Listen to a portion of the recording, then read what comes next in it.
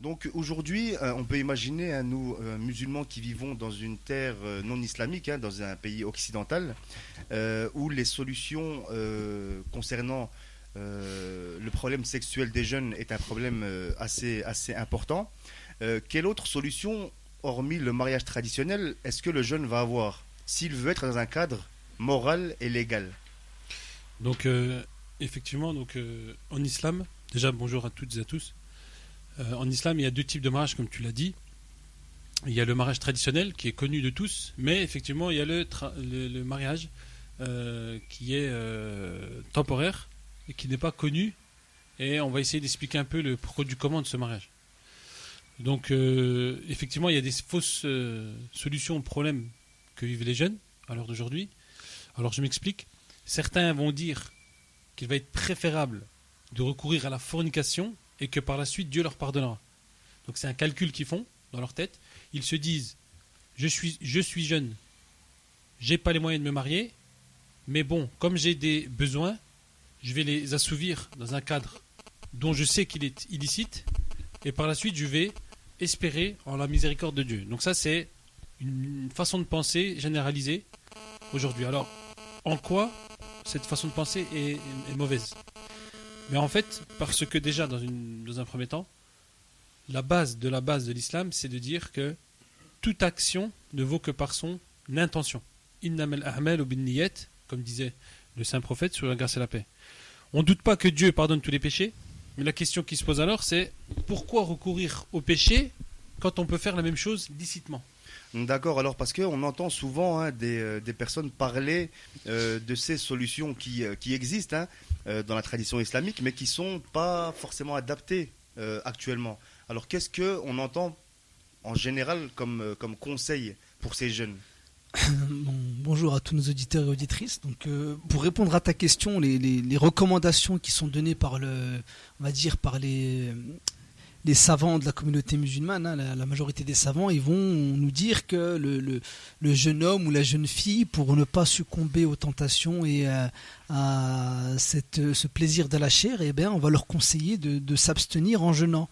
Il dit si vous ne pouvez pas résister, eh bien, il faut jeûner. Or, on le sait très très bien. D'ailleurs, on va rentrer dans le mois béni du Ramadan la semaine prochaine ou en fin de semaine, le 17 ou 18 juin.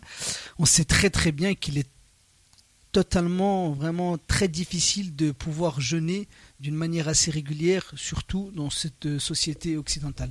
Donc, du coup, cette recommandation-là, elle ne tient pas forcément la route. Peut-être qu'à l'époque, au temps du saint prophète, c'était beaucoup plus facile de jeûner, les conditions de vie étaient propices à pratiquer une abstinence de la nourriture et tout, alors que de nos jours, c'est vraiment compliqué.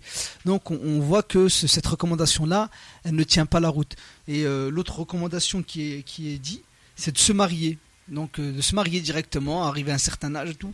Donc ça c'est possible, mais aujourd'hui, on va dire c'est beaucoup moins faisable parce que à l'époque, nos parents, nos grands-parents, quand ils se mariaient, ils avaient nos grands-mères, si on questionne notre entourage, on verra bien que nos grands-mères, nos arrière-grands-mères, elles se sont mariées très jeunes, à 14 ans, 15 ans. C'est-à-dire que l'âge où le désir sexuel arrivait, quoi. C'était les fiançailles et après vers la consommation du mariage 1 ou 2 ans après.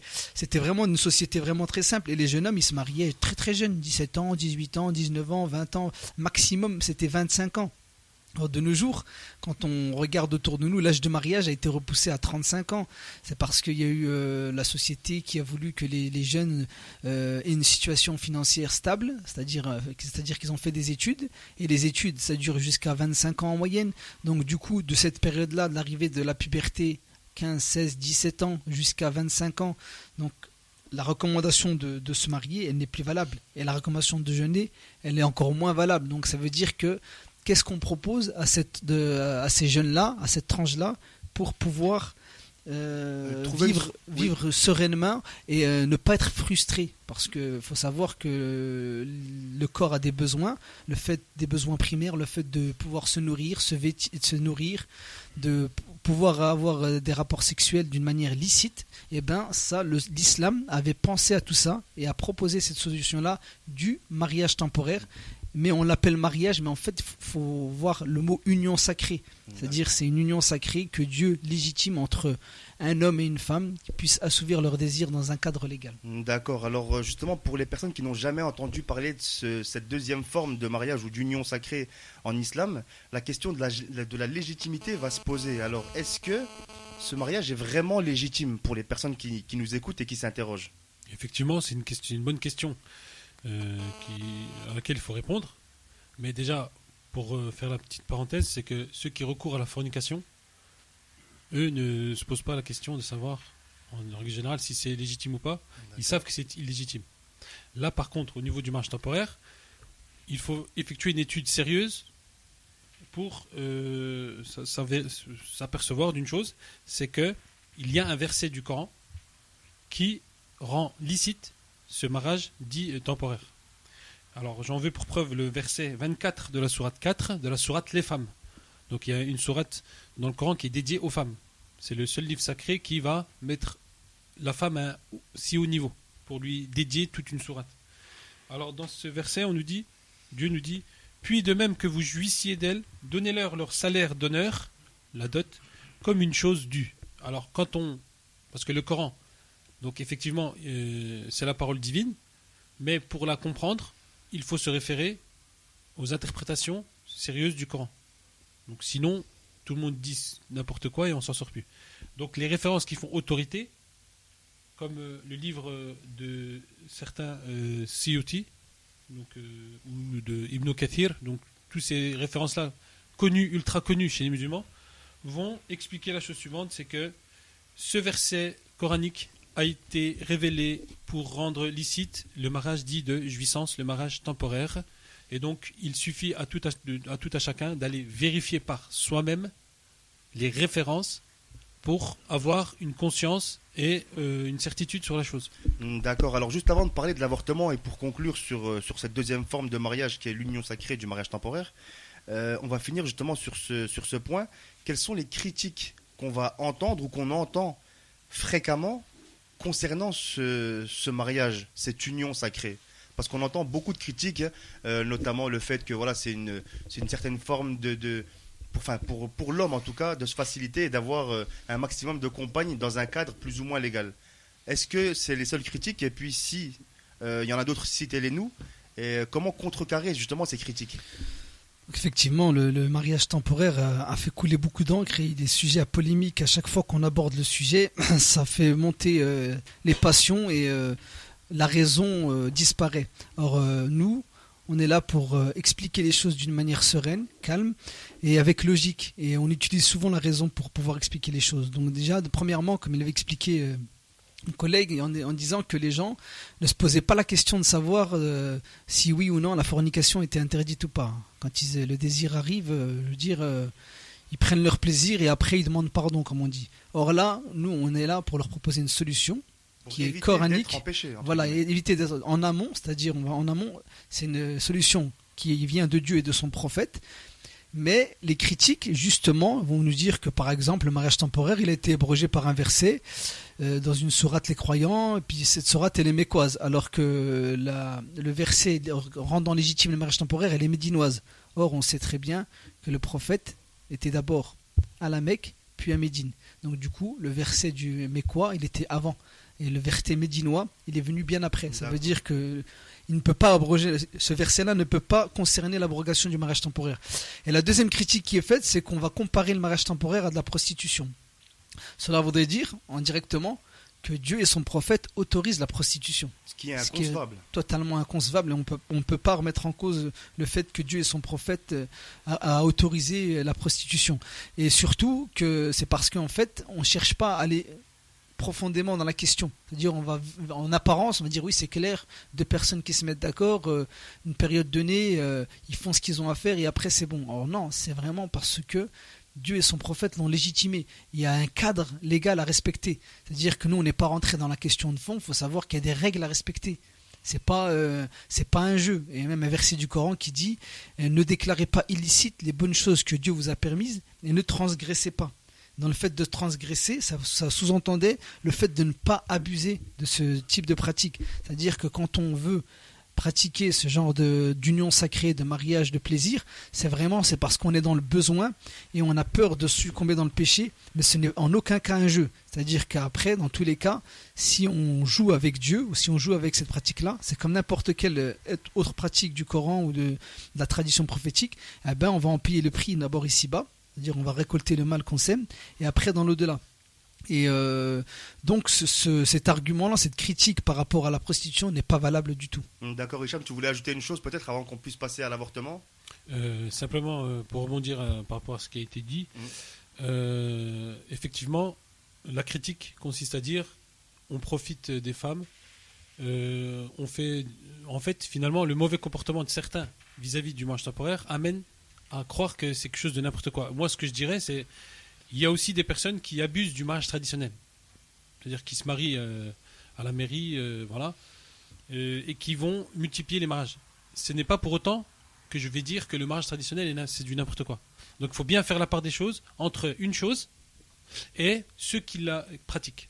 Donc ça, c'est vraiment très important parce que les gens ont finalement mal agi. Et aujourd'hui, notre rôle, c'est de clarifier les choses. D'accord, ben, en tout cas c'est ce qu'on a essayé de faire ce matin. Donc dans notre deuxième point sur notre thème consacré à la famille, on voudrait parler maintenant de l'avortement, donc qui est quelque chose d'extrêmement, enfin qui a une teneur grave, puisque c'est pas quelque chose de facile. Et on peut se demander quelle est la position de l'islam face à l'avortement. Dans la conception islamique, il faut savoir que l'avortement c'est totalement interdit à partir du moment où commence le processus de fécondation, c'est-à-dire où l'esprit rentre dans la personne. C'est à partir du 4e mois. D'accord. Et c'est quand la conception se fait, le processus de fécondation, lorsque l'ovule est fécondé, et puis qu'elle s'implante, si on va vraiment rentrer dans les termes techniques, et quand elle s'implante sur la paroi interne de l'utérus. Donc à partir de ce moment-là, eh ben, c'est interdit d'avorter. C'est comme si on tuait une vie. Et d'ailleurs, ce n'est pas que l'islam qui interdit l'avortement, c'est toutes les religions monothéistes. Alors comment est-ce que l'islam considère, puisque là tu nous as expliqué que voilà, il y avait une période après laquelle on ne pouvait pas pratiquer l'avortement, mais est-ce que l'islam, on peut dire ça comme ça, a fait le choix de la vie en se disant finalement que l'avortement, après ce délai, n'a pas été autorisé? Est-ce que l'islam a fait le choix de la vie plutôt? Est-ce que vous pouvez nous expliquer ça, s'il vous plaît? La règle islamique en la question, et donc pour toutes les autres questions, c'est lorsqu'on doit choisir entre deux choses, qui sont deux choses, j'ai envie de dire, mauvaises, on va privilégier la chose la moins mauvaise. C'est ce qu'on appelle la règle du moindre mal. Alors dans le cas où une femme est enceinte, et que son enfant risque de tuer la maman, il faut donc faire un choix. Et le choix est tel que l'avortement sera autorisé. On est d'accord? D'accord. Donc voilà, il y a des bases qui régissent les fatwas et les règles islamiques. C'est une science très sérieuse, très pointilleuse. Et malheureusement, aujourd'hui, on nous fait passer la loi religieuse, la loi islamique, comme quelque chose d'arriéré. On coupe des mains, etc. Non, en fait, c'est quelque chose vraiment qui va avoir pour objectif premier de préserver la vie de la personne en question. Oui, parce que j'allais dire simplement, parce que un des premiers arguments qu'on va entendre, c'est de dire finalement, même si c'est interdit après cette période, une femme violée par exemple, est-ce que la religion musulmane autorise le fait qu'elle soit avortée? Parce que c'est un des arguments qu'on va entendre beaucoup. Bien sûr. Oui, c'est un cas où vraiment on va autoriser la femme enceinte suite à un viol à pouvoir avorter, parce qu'on sait très bien qu'elle ne l'a pas choisi. Donc du coup, voilà, ce qui montre une certaine flexibilité des lois islamiques. Donc là, dans ce cas-là, oui, elle est en mesure de pouvoir avorter. D'accord, donc on va maintenant écouter un court témoignage, on va le faire en deux parties si vous le voulez bien, de deux personnes, donc un couple qui a pratiqué l'avortement et qui nous fait part de son expérience. Michel et Catherine, il y a plus de 20 ans, vous avez procédé à un avortement. Michel, à l'époque, tu étais pour. Maintenant, tu as changé d'avis. Pourquoi? C'est vrai que je fais partie de ceux de plus en plus nombreux qui regrettent d'avoir avorté. J'étais pour l'avortement parce que j'ai pensé que ça allait nous permettre de résoudre une situation inattendue qui nous a posé un problème à l'époque où Catherine et moi nous étions aux études. Et puis, on nous a conseillé de résoudre ce problème par l'avortement, comme une solution moderne et pratique. Et puis, en fait, c'est tout le contraire qui s'est produit. C'est-à-dire que cet avortement nous a posé toute une série de problèmes. Lorsque je suis allé voir ma femme à la clinique, parce que je l'ai accompagnée dans tout le processus, j'étais très très mal dans ma peau, et puis j'ai ressenti une répulsion que j'avais jamais ressentie à l'égard de ma femme. Et les mois qui ont suivi cet avortement ont été catastrophiques pour notre couple. On se demande même encore aujourd'hui comment on a fait pour survivre à cet avortement. Et ce qu'on découvre aussi depuis qu'on a commencé à en parler, c'est qu'il y a beaucoup de couples qui ne se remettent pas du tout de l'avortement. Voilà donc ce qu'on pouvait dire, ce qu'on pouvait écouter par rapport à ce témoignage. Est-ce que lorsque on a conscience, lorsque la femme est enceinte, que le fœtus qu'elle porte, que l'enfant qu'elle porte, l'enfant à naître, est porteur d'une maladie ou autre. Alors est-ce que l'islam, dans ce cas de figure, autorise l'avortement ou il y a ou ne l'autorise pas, tout simplement? Donc, par rapport à ce cas de figure-là, donc s'il y a une déformation du fœtus qui va engendrer une malformation physique, donc l'islam est très catégorique et ne refuse totalement que cette femme-là avorte, parce que ça sous-entend que si une personne aurait une malformation physique à un âge adulte, eh bien, il pourrait disparaître, on pourrait le faire mourir. Donc, c'est-à-dire la philosophie derrière ça, comme on l'a expliqué avant la pause, c'était le respect de la vie humaine. Donc, le fait que cette vie-là va engendrer une malformation physique, eh bien, on doit accepter le destin, faire confiance à Dieu et ne pas avorter. D'accord, donc on peut dire finalement que l'islam est contre la sélection des gènes finalement. Exactement, ce qu'on appelle l'eugénisme. Voilà, donc l'eugénisme qui est cette sélection de gènes en vue d'avoir un enfant par exemple de type blanc, blond, etc. Donc cet eugénisme, cette sorte de façon de penser et de façon d'être est condamné par l'islam. Donc avant de passer à l'avortement, à la contraception, on voulait revenir justement sur le témoignage de ce couple qui avait eu à pratiquer il y a une vingtaine d'années un avortement. Donc dans cette première partie, on a écouté justement la décision, comment est-ce qu'il l'avait ressenti et comment ça avait été extrêmement difficile, parce que ça n'est jamais facile de pratiquer un avortement, évidemment. Donc on veut maintenant vous proposer également le bilan que ce couple veut nous donner face à leur expérience. Donc on écoute ça et puis on se retrouve juste après pour finir notre thème et parler de la contraception. Plus de 20 ans après cet avortement, tu as tiré des conclusions et il y a 3 points essentiels qui ressortent. Lesquels sont-ils? Alors, le premier point, c'est le bilan du couple. On s'est vraiment trompé. C'était une erreur d'oser penser qu'on allait résoudre un problème au prix de la vie d'un de nos enfants. La deuxième, c'est que dans cette souffrance qu'on a vécue longtemps après l'avortement, on a découvert qu'il ne fallait pas aller se plaindre. C'est-à-dire que dans notre cas, on a repris contact, notamment avec le planning familial à Lausanne, et on ne nous a pas très bien reçus finalement. C'est-à-dire que les professionnels qui font l'autoroute pour l'avortement aujourd'hui ont de la peine à reconnaître leur part de responsabilité quand ça se passe mal. Finalement, on vous répond, c'est votre choix. Alors ça nous fâche parce que c'est un peu facile de le dire après coup. On aurait préféré qu'ils nous le disent avant. Et puis le dernier point, c'est ce que je considère aujourd'hui comme un échec en tant que père, en tant que mari, en tant qu'homme. Probablement, c'est le pire échec personnel de ma vie, c'est de ne pas avoir su dire non à cette idée de résoudre une situation par un avortement. Et j'ai envie de dire aux hommes qu'ils ont une part vraiment importante à jouer, que l'avortement, ce n'est pas tellement un problème de femmes finalement. Quand on les écoute, les femmes qui ont avorté, on comprend que c'est souvent un problème de la démission des hommes. Voilà donc pour ce qui était de l'expérience de ce couple vis-à-vis de cette décision extrêmement grave qu'ils avaient eu à prendre il y a de nombreuses années. Donc maintenant on arrive à la contraception. Alors quelle est la position de l'islam par rapport à la contraception? Est-ce que la femme y a recours et si oui, dans quelles conditions et dans quel contexte? Alors par rapport à cette question-là, effectivement, il est permis à la femme de recourir à la contraception, à un médicament contraceptif, pour éviter la grossesse. Alors, ce qu'il faut préciser là-dessus, c'est que cette prise de contraceptif, elle se fait, par rapport à la femme, avec ou sans le consentement de son mari. C'est ça qui est important. Et c'est même assez révolutionnaire. Bien sûr, puisque on a l'impression que la femme musulmane, elle va être la soumise de service, quoi. C'est-à-dire ce qu'on essaie de nous vendre. Mais là, elle est là pour décider, parce que puisqu'un enfant, ça se fait à deux. Et la femme a son mot à dire. Donc, un homme n'a pas à lui imposer ou pas de recourir à la contraception. On est d'accord ?